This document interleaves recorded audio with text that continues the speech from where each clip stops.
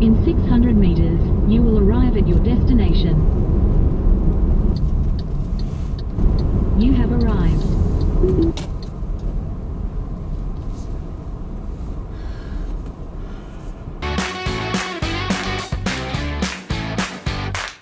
So I did one of my overnight photo trips. Went down to Eagle's Nest near Inverloch and was going to do one of those no light photography things, but the sky was very clear, there was a 3/4 moon, it was pretty bright, so it wasn't great for no light photography because you could see some stuff. So in the end I decided, okay, if I can't do what I planned, I'll do what's there. Yeah, play the cards you're dealt. I've talked about this before in other videos. Just because what you expected or hoped for doesn't happen doesn't mean it's total wipeout. You've still got your camera. You use it. So just rethought a few things and I thought, okay, well, there's stars. Let's take some star photos. There is a bit of night light, so we can still do long exposures at night, see what sort of stuff we can get. So that's what I did. Spent about an hour or hour and a half wandering around the rocks. The tide was 3/4 in, so I couldn't get to too close to Eagle's Nest Rock, but I could get what I could get and had a lot of fun doing that. Okay, I did try to video at night at 1 AM of what I was doing down there at Eagle's Nest Rock, but yeah, it was way too dark, too grainy. It's not really good video. So instead, I'll just show the photos as I go. There was a mix of landscape and also some Milky Way shots with the rock in there. So check these out.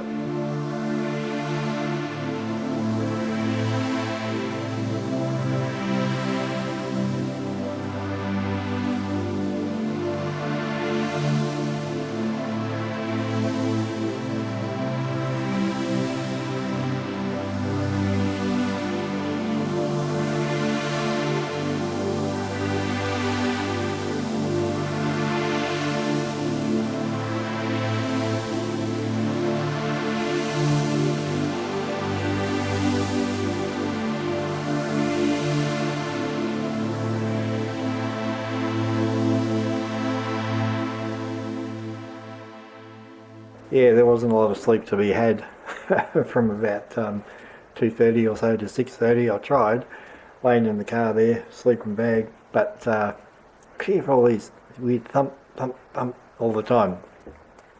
I eventually found out there's kangaroos jumping around the car park. They kept me awake all night.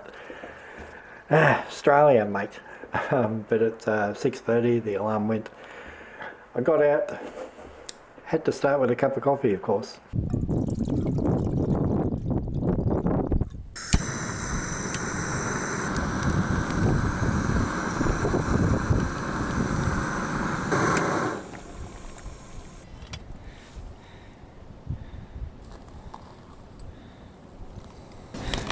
Forgot my spoon. A spanner will do.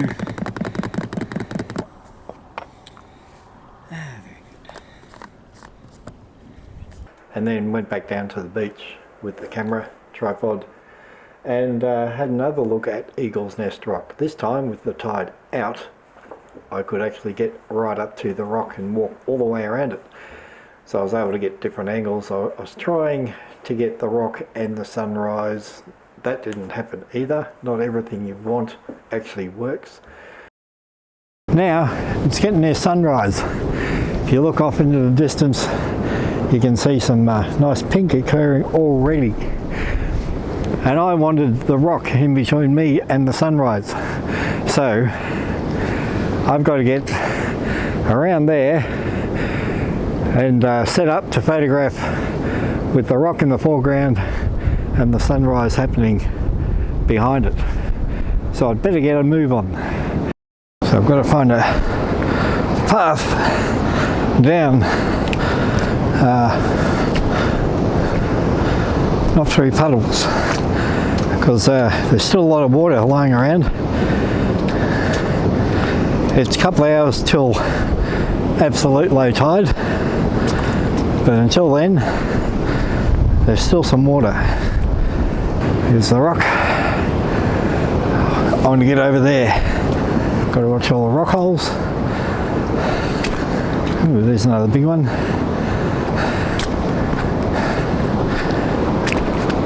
Don't want to step in the puddle right up in my muddle. There's the tide, although it's going out, there's still waves coming in here.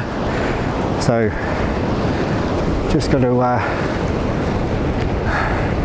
wow. I really need to get about 100 metres that way at least, which might not be possible. Yeah, well, I can't get far enough away from the rock. I can't get over there because of all the water. This is as far as I can go, and the rock is massive compared to the skyline where the sunrise is going to be. So, we'll do what we can. So for those interested, I'm using my Fujifilm DFX 50R, and I've got a plastic fantastic early Pentax film camera kit lens, the 18-35, because that's a nice wide angle. I'm set up precariously right by where the water's coming in, almost to my feet. Great view, except because this is backlit and it's not quite sunrise. Eagle's Nest is absolutely silhouetted dark as against a fairly bright sky. So you might think, well, you should have bought a grad filter, you know, to slide on to cover up the sky. Yeah, but that will also, if I put a grad down to the horizon, it would cut out the rock as well. So these things aren't always simple as they seem. Yeah, you might see it on YouTube, some landscape photographer, I'll just use my grad here. Well, I can't do it here, even if I had one. Not possible.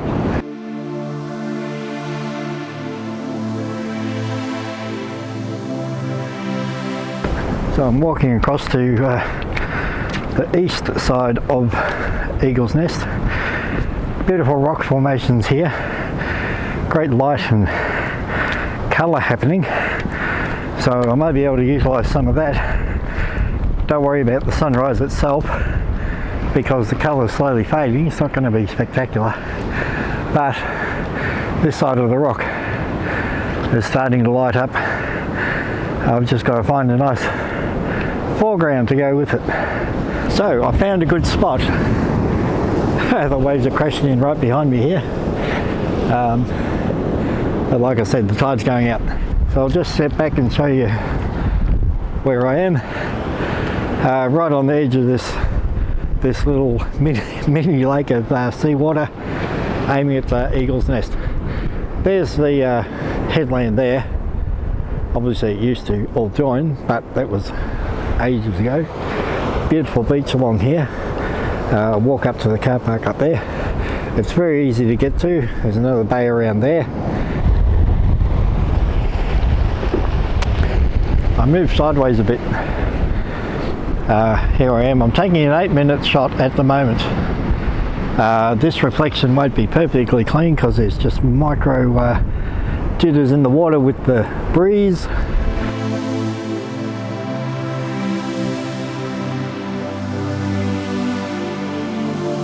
Okay, that 8-minute shot turned out alright, especially for a cheap little Pentax lens on a medium format camera. But there you go. The sun has now come up. It's very bright and it's completely lit up Eagle's Nest now. And why am I hunkering down here? Because my shadow was on the rock. So I've hidden down, my shadow is behind the shadow of the rock, which is behind me. Because I don't want to be in the photo. 1 minute exposure.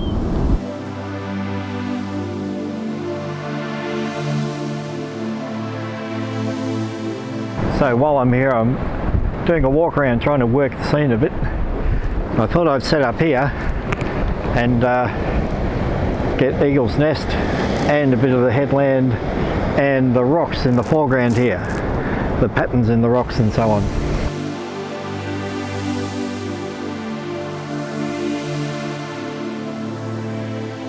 Now, still working the scene. I moved just a little bit because you got a nice rock formation right there in front of us. eagle's nest and the moon up there. So, portrait mode, see how we go.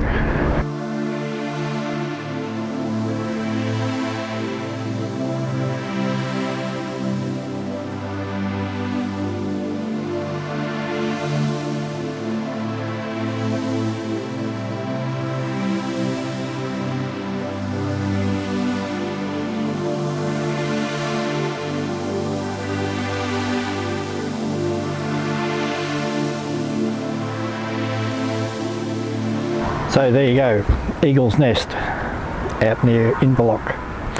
I hope you enjoyed those pictures.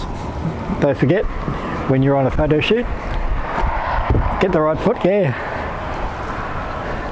take a water bottle for hydrating, and a Vegemite Sanger. Bye.